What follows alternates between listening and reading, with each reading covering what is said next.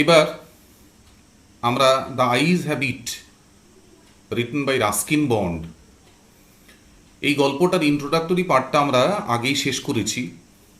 এবার আমরা টেক্সট পার্টটা পড়া শুরু করব।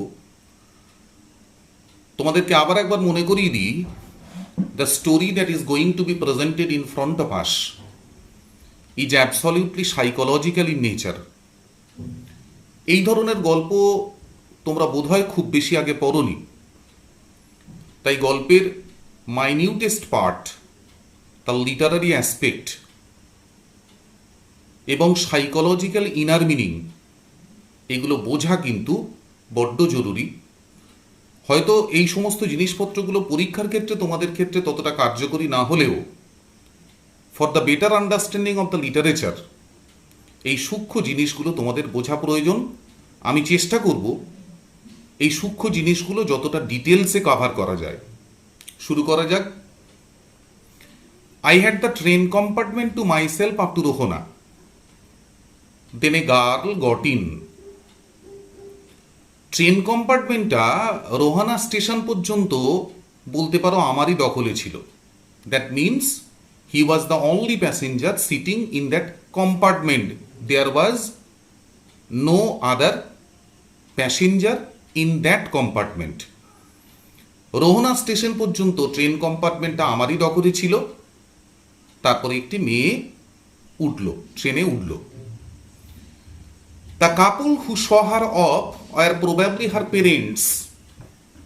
কাপল জুরি, যে ভদ্রলোক এবং ভদ্রমহিলা তাকে বিদায় জানাতে এসেছিলেন তারা সম্ভবত তার বাবা মা। They seemed very anxious about her comfort.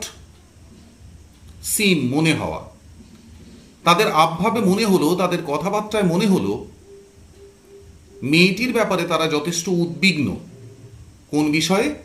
About her comfort, তার স্বস্তি সম্পর্কে। তার মানে একা একটি মেয়েকে ট্রেন যাত্রার জন্য পাঠাচ্ছে খুব স্বাভাবিকভাবেই। এই যে কাপল, তারা কারা সেটা পরে প্রকাশ পাবে।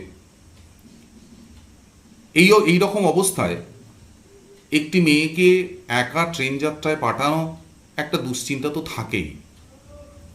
And the woman gave the girl detailed instructions as to where to keep her things, when not to lean out of windows, and how to avoid speaking to strangers. ওই যে ভদ্রমহিলা এসেছিলেন তিনি মেয়েটিকে বিস্তৃত নির্দেশ দিলেন, because this is the duty of A guardian. কি কি ব্যাপারে তাকে সতর্ক করলেন? as to where to keep her things, সঙ্গের জিনিসপত্রগুলো কোথায় রাখবে। when not to lean out of windows, lean out বাইরে ঝুঁকে দেখা, জানলা দিয়ে কখন বাইরের দিকে ঝুঁকতে নেই। and how to avoid speaking to strangers. stranger means আগন্তুক, unknown person, এবং কিভাবে অচেনা লোকের সঙ্গে কথা বলা এড়িয়ে চলতে হয়, এই সমস্ত ব্যাপারে the woman who came in the platform to see her off gave her detailed instructions. They called their good byes and the train pulled out of the station. তারা বিদায় জানালেন এবং স্টেশন ছেড়ে ট্রেন চলতে শুরু করলো। As I was totally blind at the time,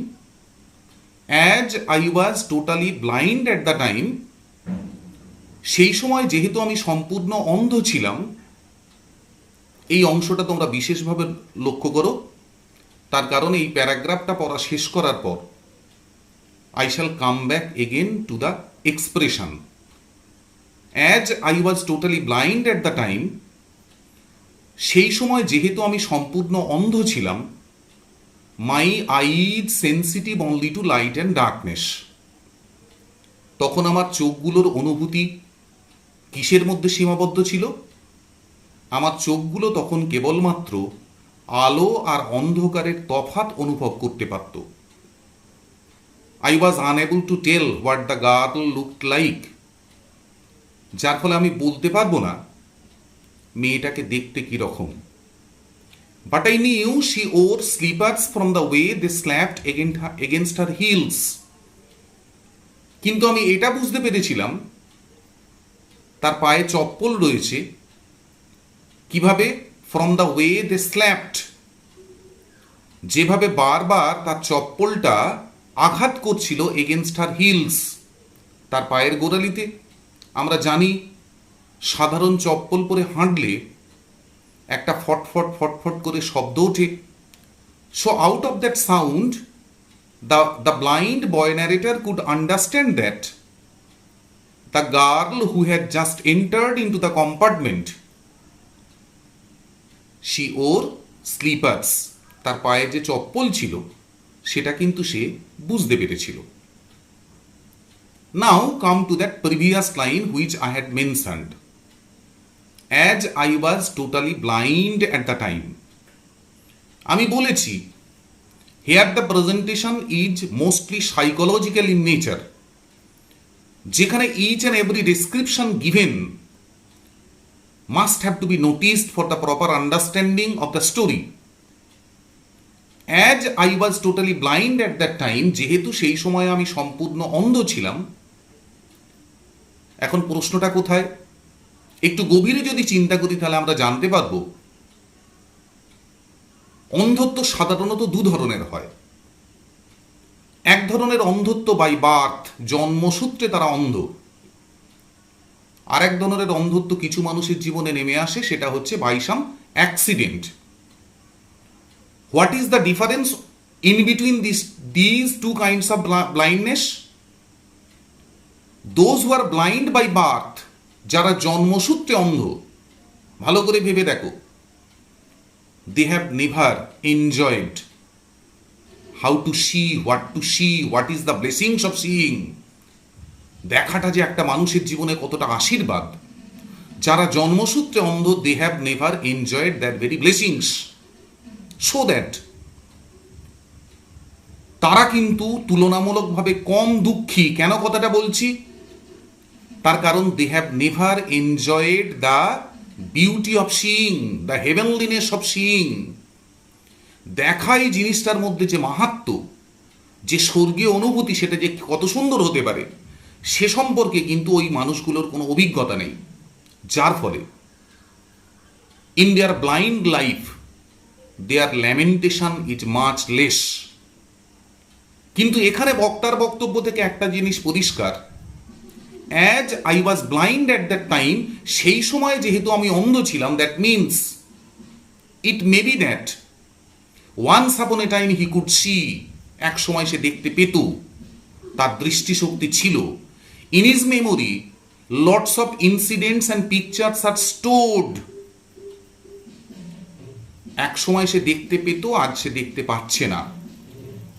so here the lamentation is much more in the case of the boy narrator.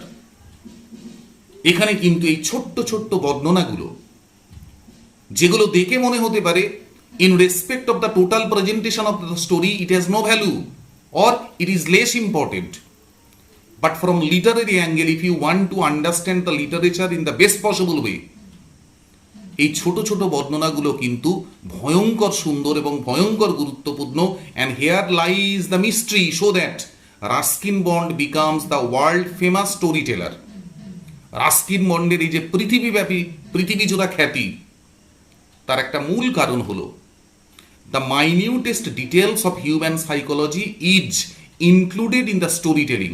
গল্প বলার মধ্যে কি কি গ্রহণ করা হয়েছে? একদম সূক্ষ্মাতি সূক্ষ্ম মনস্তাত্ত্বিক বর্ণনা, যেগুলো গল্পের মোচড় ঘুরিয়ে দিতে পারে, সেই সমস্ত বর্ণনাগুলোও কিন্তু গল্পের মধ্যে খুব সুন্দরভাবে ধরা আছে।